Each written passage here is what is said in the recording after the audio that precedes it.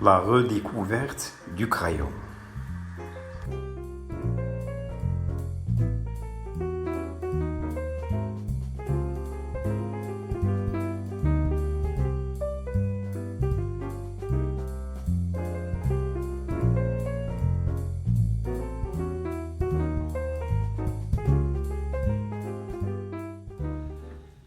Je ne me souviens plus par quel heureux hasard j'avais pu m'acquérir une petite brochure de dessin au crayon, ne comprenant qu'une courte introduction sur la vie d'un dessinateur probablement du XIXe siècle, suivie d'une centaine de pages dont chacune était consacrée à une représentation au crayon de la vie de tous les jours de cet artiste inconnu, qui travaillait, paraît-il, dans une mine de plomb, avec une petite légende au-dessous de chaque dessin.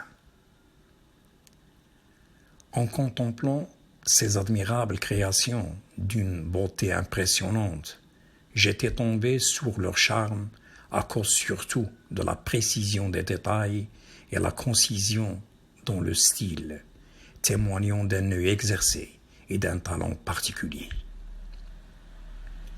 Moi qui croyais qu'un crayon ne servait qu'à tracer brièvement une esquisse ou un croquis, autrement dit une étape dans la concrétisation d'une création artistique et non pas une fin en soi. De temps à autre, je me retranchais dans mon coin pour mieux examiner et comprendre la technique ensorcelante de cet éminent dessinateur. Ce qui avait motivé ma décision de réaliser mon propre album de dessins au crayon, en reproduisant tout ce qui me tombait sous les yeux. Je devais avoir 16 ou 17 ans et je souffrais toujours en tant que jeune artiste amateur de la carence en support, quoique d'une façon moins flagrante que durant mon enfance. Ce n'était pas évident pour moi de trouver un carnet de croquis. Cependant, j'avais avec quoi acheter de petits cahiers scolaires de dessin, les seuls disponibles sur le marché local de la ville. L'argent provenait de ce que je gagnais en vendant de l'eau potable aux habitants des villages pendant les fins de semaine et les vacances, grâce à une charrette avec son âne et son baril de 100 litres que mon père avait acheté pour mon frère cadet, qui était de caractère difficile, suite à son exclusion de l'école après avoir triplé sa classe de cours moyen deuxième année. Je me souviens encore lorsque son instituteur lui avait infligé une correction sévère, en lui tapant violemment sur les mains à l'aide d'une règle métallique. Il revint à la maison les mains gonflées, avec une ou deux phalanges fracturées, dont il porte les séquelles jusqu'aujourd'hui. Seule ma mère voulait s'élever contre le maître d'école. Seulement, il n'avait pas le droit de sortir de la maison sans l'autorisation de son mari. On disait hejba, une tradition ancestrale qui imposait à la femme de ne jamais sortir, ni même ouvrir la porte ou la fenêtre, et se montrer à un étranger ou lui parler. Une tradition citadine plus que rurale. Et malheureusement, elle avait pris plus d'ampleur de nos jours. Elle était mécontente et protesta en montrant les mains bleutées et émateuses de son enfant à notre père qui paraissait indifférent vis-à-vis d'une punition que tout le monde trouvait banale, surtout quand il s'agissait d'un élève turbulent comme mon frère cadet. Cette rude punition n'avait abouti qu'à l'aggravation de sa dépendance à l'école buissonnière. À la fin de l'année scolaire, il arriva à la maison en courant et en bonne humeur pour nous annoncer qu'enfin il fut définitivement renvoyé de l'école. Lorsque nos parents lui demandèrent « Mais que vas-tu faire maintenant ?» il leur répondit « Je voudrais une charrette. » Notre père n'hésita pas une seconde à lui exaucer ce désir. Or, il n'était encore qu'un enfant, et une charrette représentait à ses yeux plutôt un jouet qu'un moyen de travail pour aider notre famille nombreuse à supporter le fardeau de la pauvreté. Jour après jour, ces espiègleries s'accumulaient pour me trouver dans l'obligation de lui prendre le relais, au moins pour subvenir à nos besoins quotidiens en eau potable, en remplissant régulièrement le réservoir de la maison que notre père avait construit juste après l'achat de la charrette. Les habitants des villages me prenaient pour un vrai porteur d'eau et commençaient par me faire leurs commandes. Le prix du baril variait habituellement entre 20 et 30 liards et nécessitait un trajet aller-retour de presque 4 kilomètres. Au cours de cette période, j'avais connu un jeune bachelier en lettres modernes, issu d'une famille proche de la nôtre, chez qui j'allais remplir mon baril d'eau, empruntant le même chemin chaque jour ou presque. Il avait remarqué mon intérêt pour les arts et la littérature et m'avait fait cadeau de sa petite bibliothèque. Aujourd'hui, tu ne vas pas remplir ton baril d'eau, mais tu vas me débarrasser de tous ces livres avec ta charrette. C'est pour toi. Moi, je n'ai plus besoin de ça, disait-il. Étant donné qu'il allait quitter la ville pour une formation professionnelle à Marrakech. C'était pour moi un bonheur inespéré. Durant le trajet, assis sur le bord du châssis de ma charrette, j'avais sur moi mon crayon et mon cahier de dessin fixé à un solide porte-bloc-notes, et il m'arrivait souvent de m'arrêter pour faire le croquis de ce qui me paraissait utile dans la réalisation de mes compositions. Entre-temps, j'avais toujours un livre choisi de ma nouvelle bibliothèque. Ainsi, j'avais lu entre autres Crime et Châtiment et Les Frères Karamazov de Dostoïevski, Les Fleurs du Mal de Baudelaire et L'étranger d'Albert Camus, et qui avait eu sur moi un impact moral terrible et failli me pousser au suicide. En raison de mon interprétation personnelle de ce que Camus nommait le cycle de l'absurde. Seule cette euphorie du dessin au crayon me donnait espoir pour continuer à exister tant bien que mal dans un monde où l'absurde irréversible dépassait Camus lui-même, selon mon raisonnement de lycéen au début des années 70. Mon crayon préféré était celui de menuisier, qui me permettait d'effectuer facilement un croquis dans sa globalité. En passant aux détails, et à cause de la petite dimension du papier, là où les tonalités occupaient de petites surfaces et la précision du trait était de rigueur, des crayons à papier de mine tendre et dur taillés en biseau m'étaient indispensables. Au lieu d'éviter au maximum de gommer, comme c'était indiqué dans les rares documents que je possédais sur les techniques du dessin, j'avais gardé ma gomme en modifiant totalement ma façon de la concevoir, en l'utilisant comme un crayon de la couleur du support, qui me permettait de compléter la répartition des valeurs, reproduisant les effets de lumière. Pour cette raison, je coupais la gomme en 2 morceaux longitudinaux, taillés eux aussi en biseau, à l'aide d'une lame de rasoir, en veillant à leur propreté, carrément par un lavage à l'eau et un séchage à l'air libre, car j'avais horreur des saletés que laissait une gomme sur un papier de texture fragile. Je me rappelle encore que mon premier dessin fut mon chat au pelage rayé, couché par terre, avec son air mignon et son regard presque humain, des qualités difficiles à traduire dans un dessin. Je l'avais reproduit presque poil par poil. Ma gomme crayon m'avait beaucoup aidé à ressortir les poils des volumes aux impressions lumineuses, fins et éclairées, et ceux des moustaches, des oreilles et la queue. Un autre dessin était celui d'un arbuste d'eucalyptus que je croisais sur mon chemin. Ensuite, c'était la ligne du chemin de fer, traversant un tunnel à ciel ouvert. Puis d'autres dessins plus délicats, qui demandaient plus de temps et de patience. C'était le cas du dessin de la charrette attelée à son âne, selon un angle de vue en contre-plongée, ou celui de notre grand-mère, assise en tailleur contre un mur de la cour de notre maison pendant des heures. Ma préoccupation majeure était surtout la position du soleil, en tant que source lumineuse naturelle, qui se déplaçait en permanence, entraînant avec elle les différentes ombres, ce qui me compliquait le travail.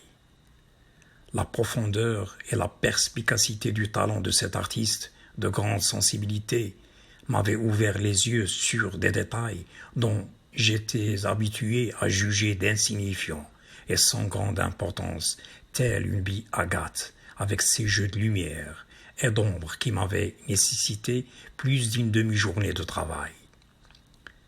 Ces dessins m'avaient initié à aiguiser et développer mon sens de l'observation, à dessiner avec les yeux. C'était ma grande redécouverte du crayon, cet instrument simple et magique. Les grandes vacances approchaient, et le plaisir esthétique stimulé par mon exploration de la nouvelle technique du crayon me paraissait inépuisable. Je voyais comme dans un rêve mon autoportrait fait au crayon, et j'avais une envie insoutenable de le réaliser à partir de mon image, dans le miroir, le seul de la maison qui n'était pas plus grand qu'un livre de poche avec un support mobile. Avant de commencer, j'avais choisi de me raser la barbe, et c'était pour la première fois, pour donner l'apparence d'un jeune artiste tourmenté déjà par les grandes idées, comme Meursault de l'étranger ou Raskolnikov de Crime et Châtiment, tels que je les imaginais à l'époque. À cet âge, je me considérais assez mûr pour prendre la décision d'utiliser le rasoir mécanique et le blaireau de mon père, sans le lui demander. Un défi, en quelque sorte, au bon sens et à l'autorité parentale. L'opération du rasage s'était mal terminée. J'avais tout le menton ensanglanté, à cause surtout de mon acné et de la forte chaleur du début de l'été. Il me fallait frotter un morceau de pierre d'alun sur chaque égratignure pour stopper le saignement, comme je voyais le coiffeur du village le faire. En contemplant mon reflet, je n'avais pas oublié, étant enfant, ma grand-mère qui me conseillait, en me constatant jouer avec un tout petit miroir rond, « Il ne faut pas regarder ton visage à chaque fois dans cet objet, il te rendra fou. » Sans m'expliquer pourquoi, et je l'avais cru pendant longtemps. Cette règle de conduite était dictée aussi à la jeune fille, encore vierge, à qui il était déconseillé de se voir dans une glace, comme je l'avais su dernièrement de la bouche de ma conjointe. De nos jours encore, certaines mamans vantaient les mérites et la probité de leur fille à marier en utilisant l'expression « ma fille ne se regarde jamais dans un miroir ». Sans me lancer dans une spéculation hasardeuse sur le comment et le pourquoi de certains préceptes traditionnels concernant le miroir, toutefois, il est clair que cet objet, autrefois rare, était chargé d'une forte connotation symbolique. La réalisation de mon portrait nécessitait une longue contemplation de mon image inversée par le miroir. Un autre acte de défi, pour ainsi dire, cette fois au conseil de ma grand-mère. C'était comme si, en avançant dans mon nouveau apprentissage, à redécouvrir le crayon en regardant autour de moi et chercher ce qui échappait à l'œil, j'étais arrivé à me regarder et à me redécouvrir moi-même. Ce regard sur ma propre apparence extérieure cachait éventuellement un narcissisme d'adolescent à la recherche de son image. Mais qu'importe, j'avais une attirance pour mon visage, accompagnée d'un désir de vouloir me dessiner. J'avais trouvé une énorme difficulté à monter les valeurs et à ressortir ce qui caractérisait ma personnalité telle que je la voyais. Il est possible que le miroir qui met en question l'identité de celui qui se regarde, au demeurant, m'avait déstabilisé. en me mettant face à face avec mon reflet et suscitait en moi une double interprétation difficile, sinon impossible, à représenter dans un dessin. Après plusieurs démarches, le résultat s'avérait chaque fois décevant à mes yeux. J'avais fait appel à l'une de mes photos d'identité qui datait du début de l'année scolaire. En la comparant à mon reflet, je m'étais rendu compte des transformations rapides de ma physionomie. Un nez qui prenait de plus en plus la forme d'un nez en patate et des yeux de plus en plus petits. Seule la comparaison avec la photo m'avait sensibilisé et aidé à distinguer ce que j'avais qualifié de traits de laideur et que je n'eusse guère apprécié. Il est vrai que le miroir rappelle à l'être humain, même s'il n'était encore qu'un adolescent, son inconstance, sa fragilité et sa folie. La tradition orale, l'éducation, le cinéma, la BD, en un mot l'industrie de l'image à l'époque, m'avaient inculqué ces critères de la beauté, notamment un petit nez, de grands yeux et ces faux principes, en les associant au bien, au bon, à la sympathie et à l'intelligence, et en assimilant la laideur au mal, au mauvais, à l'antipathie et à l'abrutissement. Meursault de Camus et Raskolnikov de Dostoïevski n'échappent pas à cette règle. À 17 ans, je n'étais pas encore en mesure de me libérer de ces illusions et j'étais obligé de m'adapter à cette injustice de la beauté, plutôt culturelle que naturelle. L'astuce qui m'avait servi à résoudre ce dilemme, sans me créer des complexes et me réconcilier avec mon reflet, était de dessiner mon autoportrait à partir d'une vue en contre-plongée dans le miroir qui camouflait la forme de mon nez et mes yeux de hibou et me donnait un air de supériorité et de grandeur et d'estime de soi. C'était une compensation illusoire, seulement j'avais compris qu'il me fallut réaliser un beau dessin plus qu'un joli visage. Après l'avoir terminé, je n'avais nullement osé le montrer sauf à mon ami Badr, comme si mon autoportrait que j'eusse estimé créa un conflit entre ce que je voyais de moi-même et ce que j'avais accepté montrer aux autres. En le contemplant, Badr resta ébahi et immédiatement il me supplia de lui faire le sien et si possible sur un papier plus grand. Pourtant, je ne peux pas lui refuser cette demande à cause de notre longue amitié. Je lui demandai sa photo d'identité pour éviter les séances de pause. Faute de papier à dessin, il ne me restait que mon cahier de sciences naturelles, grand format, qui contenait davantage quelques feuilles vierges de travaux pratiques, de qualité moindre, comparée à celle des petits cahiers de dessin. Mais que faire? Je n'avais pas le choix, sauf lui faire son portrait sur l'une de ces feuilles moins épaisses, d'une grossière texture, et il me fallait m'estimer heureux, puisque c'était presque la fin de l'année scolaire, et les cours s'interrompaient après les dernières interrogations écrites, et je n'avais plus besoin de mes cahiers. La réalisation du portrait de mon ami ne m'avait nécessité qu'une demi-journée de travail, et c'était lui tout craché, avec sa figure allongée, un peu maigre, et ses pommettes légèrement saillantes, ses cheveux crépus, son nez d'oiseau rapace, sa bouche desserrée qui cachait un sourire candide, avec sa grosse lèvre inférieure tombante et son regard furtif et triste. J'avais hâte de lui remettre son portrait, et à mon grand étonnement, il le tint par le bout des doigts, le regarda un petit moment, me remercia sans émotion, baissa la tête et s'en alla. Je l'interpellai en lui disant « Mais qu'est-ce que tu en penses ?» Il me répondit d'un ton froid et détaché « Oui, oui, c'est moi, merci. » Je lui affirmai, tu sais, le papier est de mauvaise qualité et sur un carton d'emballage, tu auras le visage gris, argile. D'autre part, le crayon seul et ce carton, c'est incompatible.